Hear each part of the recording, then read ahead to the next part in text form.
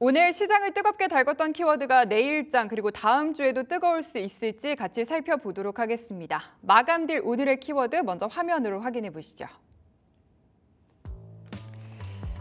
오늘의 마감될 키워드는 삼성도 노린다, 제약 바이오의 제도약입니다. 관련해서 자세한 이야기 나눠보겠습니다. KM파트너스의 김성훈 대표 나오셨습니다. 안녕하십니까? 네, 안녕하세요.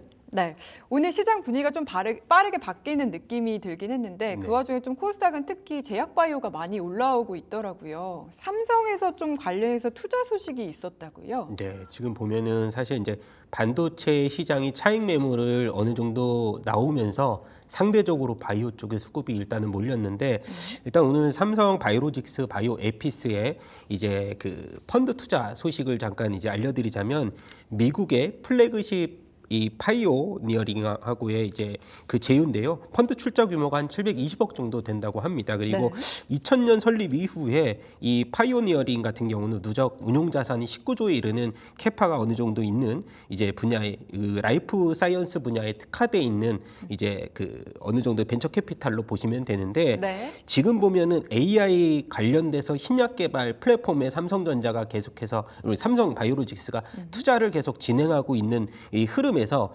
ADC라고 하는 우리가 항체 접합물에 대한 그 생산 시설을 연내 완공하겠다는 계획도 삼성 바이오로직스에서 일부 이제 내비치고 있는 상황이고요. 네. 추가적으로 이런 투자 소식에 주가는 크게 반응하지는 않는 모습인데 네. 사실상 이거 장기적인 플랜으로서 우리가 긍정적인 시각으로 바라봐야 될 것 같고요. 가장 크게는 지금 삼성이 이제 생물보안법에 관련돼서 어느 정도의 긍정적인 흐름은 계속 이어질 수 있는데 네. 화두가 이제 우리가 의약품의 안전적인 공급망의 이 흐름이고 중국의 우시 바이오로직스의 거래 이 중지가 핵심 골자로서의 관련 반사 수익을 계속 받을 수 있다는 점을 우리가 더 이제 부각을 시켰으면 좋겠다는 바람이고요. 아까 말씀드렸듯이 이러한 이 플래그십 파이오링과의 이 투자 분야는 단기적인 흐름이 아니고 중장기적인 포텐으로서의 흐름을 한번 계속해서 저희가 팔로잉하는 것도 중요하다라는 판단입니다. 네, 투자 소식도 계속해서 관심을 갖고 또 미국에서 요 바이오 제약 관련해서 중국 쪽을 제재하는 부분도 역시 우리에게는 호재가 될 수 있다라는 부분까지 거론을 해주셨습니다. 그리고 HLB도 좀 많이들 궁금하실 것 같아요. 이게 간암 신약을 다시 뭐 이르면은 9월에서 10월 이내에는 다시 신청서를 내겠다라고 이야기가 나왔는데 오늘 왜 빠진 걸까요? 네, 일단은 제가 봤을 때는 이제 그 제어가 신청에 대해서 주가가 한동안 선반영을 일단은 해줬다는 측면으로 봤을 때 그리고 네. 추가적으로 우리가 이제 그 9월에서 10월 서류를 제출한 이후에 6개월 안에 이제 FDA 승인이 날 거란 말이죠. 근데 이러한 주가 흐름이 과거에 우리 그 주가를 이제 회계 분석, 기술적 분석을 해보면 이미 주가가 선반영이 뭐 한 3-4차례 이상 됐기 때문에 사실 이것이 발표가 됐을 때 오히려 주가가 지지부진해질 수 있는 하나의 재료가 소멸됐다는 점을 우리가 주목해야 될 것 같고요. 네. 뭐 아까 말씀드렸듯이 관련주들의 흐름은 동일한 이제 흐름으로 좀 봐야 될 것 같다라는 생각인데 일단 기존에 제출한 데이터가 지금 워낙 방대하기 때문에 8월 이후에 아까 말씀드렸죠 9월에서 10월 정도에 이제 그 제출을 하는 모습인데 이러한 그 딜레이가 사실은 주가에 그렇게 큰 도움이 되지는 않는다고 분석이 되고 있고요. 네. 그리고 추가적으로 봤을 때 이러한 이 조정폭이 다른 우리가 제약 바이오주의 순환매 차원으로서 움직일 수 있다는 유동성이 뭐 최근 들어서 사실 후에도 말씀드리겠지만 뭐 비만 치료제라든지 네. 그다음에 알츠하이머 관련된 종목이라든지 섹터라든지 바이오 중에서도 카테고리가 많기 때문에 그 안에서 순환매가 지속적으로 돌 수 있는 과거에는 HLB 관련주나 알테오젠 일부 종목의 수급이 쏠렸지만 지금은 이 바이오주 내 섹터별로 순환매가 이루어지고 있는 뭐 어찌 보면은 굉장히 자연스러운 주가의 흐름이 있다라고 네. 저는 더 바이오주에는 도움이 될 수 있다. 저는 그렇게 생각이 됩니다. 네, 그래도 이제 들고 계신 분들은 순환매를 따라갈 수는 없고 이제 네. 투자 전략을 좀 어떻게 세워야 할지 고민이 되실 것 같거든요. 일단 기본적으로는 단기 반등 시에는 일부 비중을 조금 조절을 해서 어차피 내가 바이오주에 대한 투자의 그 전술적인 전략을 좀 짠다. 포트폴리오에서 좀 짠다고 하면은 뭐 지금 계속해서 중장기적인 랠리가 좀 이어가고 있는 뭐 비만 치료제 등등 그리고 대형주 쪽으로 최근 들어서 뭐 앞서서 말씀드렸듯이 제가 뭐 유한양행이라든지 이런 종목들에 대해서도 FDA 승인이 이 가능성들이 많은 종목들이 있습니다. 그래서 예. 분산 투자의 개념으로서도 좀 지금은 필요하지 않을까? 저는 그렇게 생각이 되고 있는 상황입니다. HLB 관련해서는 좀 제한적으로 반등이 나올 시에는 비중 축소해도 괜찮을 네, 것 일부는. 같다라고 얘기를 해주셨네요. 코오롱 티슈진도 그리고 오늘 정말 관심들 많으셨을 것 같은데 이게 거의 18년 만이라고 하더라고요. 임상 3상 투약을 마무리했다라는 소식이 전해졌죠. 네, 오늘 보니까 지금 상한가에 아마 예. 도달을 한 모습인데 저희가 코롱 티슈진에 대해서는 사실 투자 심리가 그렇게 좋지는 않습니다. 맞습니다. 예, 과거에 이제 상장 폐지에 대한 이슈도 있었고 소송에 대한 이슈도 아직 뭐 3심 진행 중이라고 저는 알고 있는데 지금은 보면은 이제 18년 만에 어느 정도의 그 가시적인 성과가 보여질 수 있는 부분이 나오고 있는데 지금 임상 3상 시험을 이제 재개를 하면서 네. 미국 전역 80개 병원에서 1,020명 환자를 대상으로 이제 진행을 했는데 마무리가 이제 됐죠. 10일 날 마지막 투약이 종료가 됐는데 결과를 조금 기다리고 있는 상황인데 주가는 기존의 고점을 일단 어느 정도는 그 많이 회복하는 모습으로 보입니다. 네. 그래서 사실 이제 아까 말씀드렸듯이 지금 세계 최초입니다. 골관절염 FDA 승인된 적이 없는데 사실 지금 투자 심리적인 관점으로 본다면 회복 구간으로 보이는데 어느 정도의 트레이딩 관점은 좀 유효하다. 저는 이 재료가 아직까지 과거로 봤을 때는 우리가 뭐 3, 4년 전으로 봤을 때는 사실 투자에 대해서 심리적으로 굉장히 부담스러운 종목이긴 하지만 지금의 흐름으로 보면은 이제 다시 좀 부각이 될 수 있는 그러한 이 관절염 치료제에 뭐 관련된 소식이 조금씩 더 저희는 부각이 될 수 있다라는 점에서 봤을 때는 뭐 긍정적인 흐름. 근데 이제 장기 투자로서는 사실은 뭐 좀 부담스러운 면이 없지 않아 있어서 트레이닝 네. 관점으로만 좀 접근해 주셨으면 좋겠습니다. 네, 아무래도 오늘 또 상한가가 나왔으니까 네. 부담은 있을 것 같다. 코오롱 티슈진 관련해서 이야기 나눠봤고요. 그리고 앞서도 살짝 거론해 주셨던 비만 치료제는 그래도 좀 제약 바이오 내에서는 꾸준히 가는 느낌이 있거든요. 네. 앞으로도 좀 그런 가능성은 유효할까요? 네, 오늘 같은 경우에 펩트론이 또 한 번 주가가 반등폭을 좀 보여주면서 주가 흐름이 굉장히 좋아지는 모습인데 펩트론의 그 비만 치료제 관련돼서는 기술 수출 성공 여부가 제일 큰 관심입니다. 네. 펩트론 죄송합니다.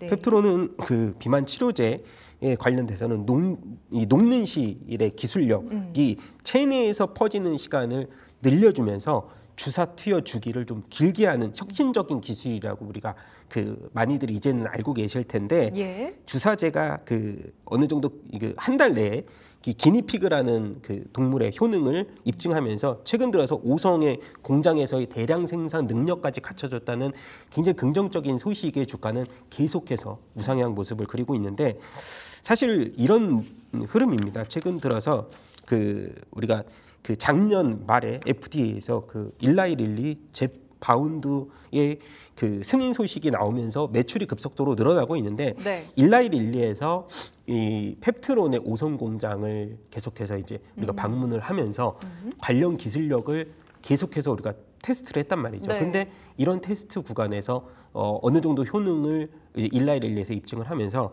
최근에 이 펩트론에 대한 기술 수출이 굉장히 임박했다는 소식이 들려왔고 그리고 제가 이제 실적으로 보면 일라이 릴리가 이 젯바운드가 이제 분기에 3조거든요 매출이. 그러면 1년으로 봤을 땐 12조입니다. 근데 펩트론이 이제 그 우리가 기술 수출료를 3%로 따졌을 때 네. 사실 오피 마진을 계산을 제가 해보니까 1,000억 정도예요. 근데 지금 펩트론 같은 경우에 시총이 한 1조를 조금 넘었기 때문에 사실 바이오 업종의 이런 신약 개발 업종 종목으로서는 만약에 뭐 향후 이제 2025년 예상이지만 퍼가 10배 수준이면은 제가 봤을 때는 뭐 굉장히 싸다. 그래서 네. 지금 주가가 좀 계속해서 반응을 하는 그런 흐름에서는 사실 이런 그 오피 마진에 대해서 우리가 밸류에이션이 지금까지도 좀 싸다라는 의견을 오. 봤을 때는 그런가요?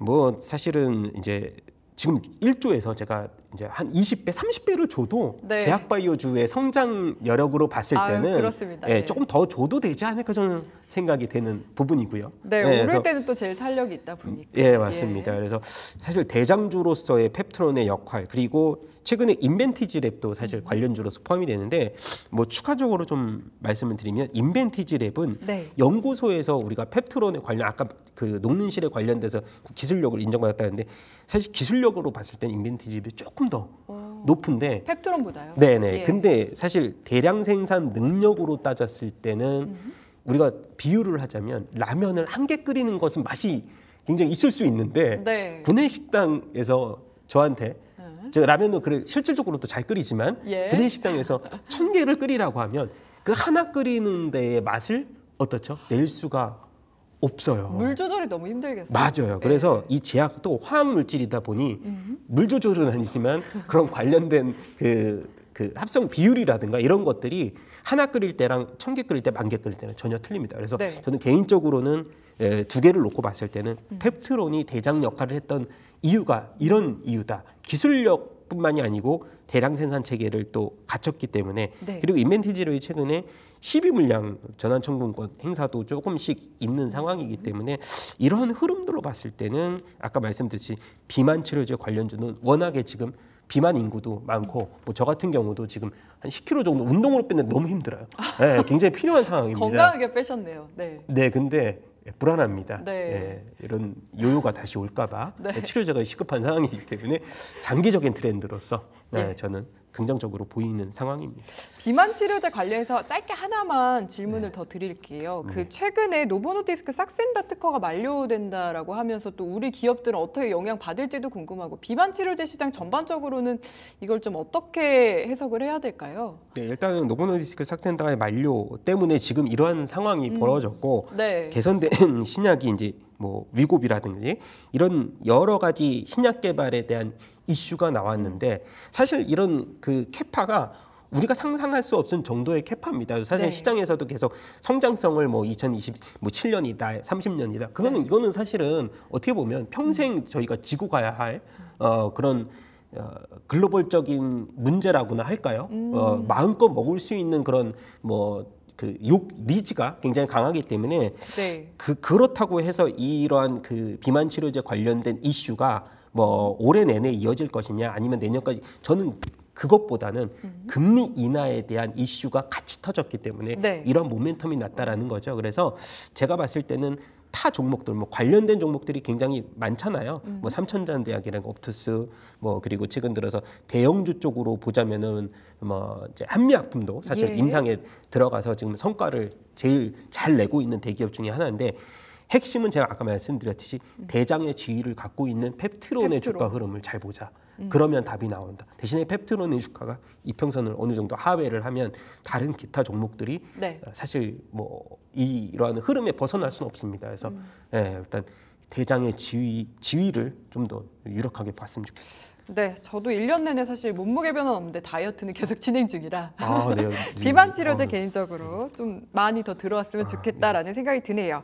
근데 제약바이오주는 워낙 이제 변동성이 심하다 보니까 좋은 거는 알겠는데 나 그 변동성을 감당하기가 힘들어 이런 분들도 많으시거든요. 좀 네. 약간 매매법이라든지 전략들이 어떤 게 있을까요? 사실은 죄송합니다. 사실은 이러한 그 테마적인 성격의 종목들을 제가 만약에 포트폴리오 구성한다면 만약에 삼성 바이오로직스, 셀트리온 이렇게 유한양행까지 대형주와 중소형주의 이제 포트폴리오를 동시에 담는 전략이 가장 좋다고 저는 생각이 되고요. 네. 만약에 비만 치료제에 관련된 종목을 담는다면 추가적으로 아까 말씀드렸던 이제 우리가 그 한미약품을 어느 정도 이제 비중을 좀 실어서 뭐 제약주의 비중을 20%로 담는다면 한미약품 비중을 뭐 15% 내지 중소형주 비중을 5%로 담는다는 전략을 좀 가졌으면 좋겠고요. 네. 지금 보신다면 실적보다는 제약주는 테마로 가는 상황입니다. 그래서 앞으로도 그랬고 미래에도 그럴 것이고요.